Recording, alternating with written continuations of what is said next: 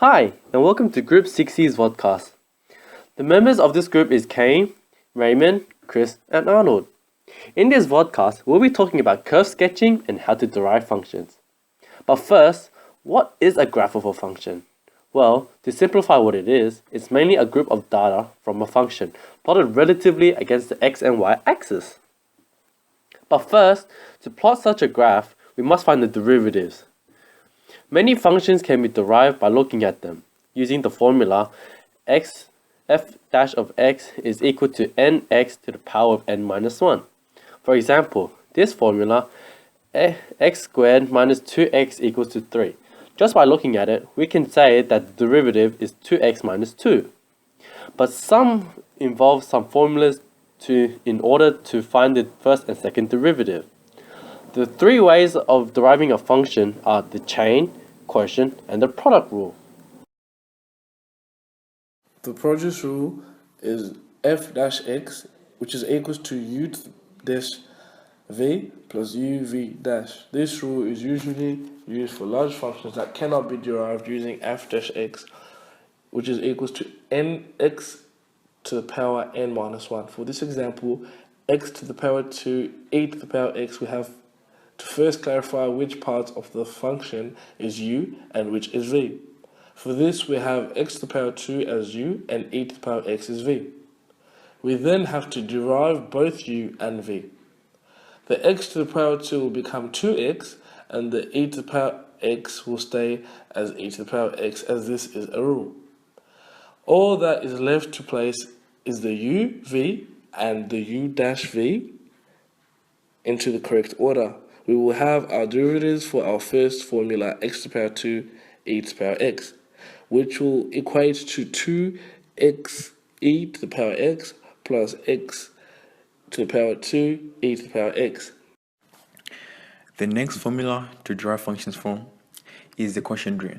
The rule goes something like this. F dash bracket x bracket is equals to bracket u dash v minus u v dash bracket divided by v squared. This formula is used for functions that have a large denominator. For this example, 5x squared divided by bracket x squared plus 1 bracket will be our function. The way to apply this function to the quotient rule is similar to how we applied it to the product rule, with u being 5x squared, v being our x squared plus 1. We can easily differentiate u dash to 10x and 3x squared. We can place them into our quotient rule. Therefore, our final derivative of the function will equal to 10x bracket x cubed plus 1 bracket minus 5x squared bracket 3x squared bracket divided by x cubed plus 1 to the power of 2. The final formula for deriving function is the chain rule. The chain rule is mostly used for functions that are to a high power of numbers. The formula goes something like f dash of x equals to f dash g times g dash. The first example that can be derived using the chain rule is x to the power of 2 plus 1 all to the power of 100. For this specific function, the u is u squared plus 1 and the v is z to the power of 100, as this is the outside function. Now, u dash is 2x and v is equals to 100 z to the power of 99. And the final step is to arrange them into order. And this will equal to 200x bracket x squared plus 1 all to the power of 99. Our final example to demonstrate the use of chain rule is the function root 3x squared plus 5x minus 2. Following our steps from previous example, we can find the derivative. The u will represent 3x squared plus 5x minus 2, but our v won't represent root z, but z to the power of half, as due to the fact that this is easier to derive using nx to the power of n minus 1. Our final answer will be root half root 3x squared plus 5x minus 2 times 6x plus 5. And that's how you use the chain rule to find derivatives for curve sketching. I'm going to talk about the relevance of using the first and second derivative when sketching a curve of a function, and I will also provide an example for its use to show how helpful it can be. The first and second derivatives help describe the nature of a curve at certain points or intervals. This method proves much more efficient than using a table of values for your function and picking random points, as you can essentially graph your whole function if you know a few critical points. For the sake of simplicity, I won't use complex functions that require the use of these special rules to find the derivative as mentioned by Raymond, Chris, and Arnold earlier. Instead, I'll be using a basic cubic equation, namely f of x equals 2x cubed plus 3x squared minus 36x. The nature of the derivatives is dependent on their values. When the derivative of a function is greater than 0 on an interval, the function itself at that point is increasing. Also, when the derivative of a function is less than 0 on an interval, the function at that point is decreasing. Using the power rule, we find that the derivative of function 2x cubed plus 3x squared minus 36x is 6x squared plus 6x minus 36. Before we can find where the derivative of the function is increasing or decreasing, we first need to find where the derivative equals 0.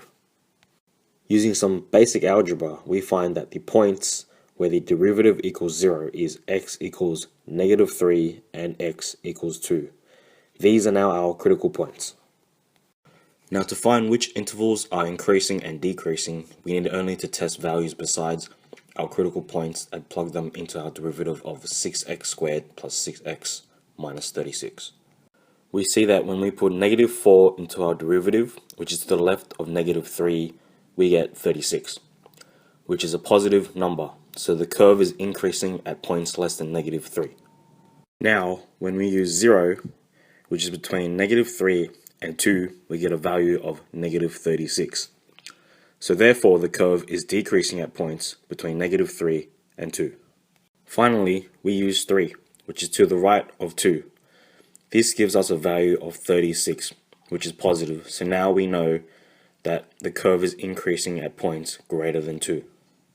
We also know that at our critical points of negative 3 and 2, the derivative equals 0, so at those points the curve is neither increasing or decreasing. We find the y values of those critical points by plugging them straight into our original function. When x equals negative 3, we get a y value of 81, and when x equals 2, we get a y value of negative 44. Now we see that the interval of x is greater than negative 3 and less than 2 is decreasing from a high point of 81 to a low point of negative 44. Also, by substituting x equals 0 into our original formula, we get a y-intercept of 0. Finally, we use the second derivative to find the concavity of our function. Again, applying the power rule to our first derivative, we get a second derivative equaling 12x plus 6. For x values less than negative a half, our second derivative is less than 0, so the curve is concave down for those values. And for x values greater than negative a half, our second derivative is greater than 0, so the curve is concave up for those values. Our critical points are also our local maxima and minima. We can use the second derivative to test for local maxima and minima. If the derivative of a function equals 0 and the second derivative is greater than 0 at that point, then the function has a local minimum at that point. Likewise, you can have a local maximum if the derivative also equals 0, but the second derivative is less than 0. We now have enough information to sketch this curve.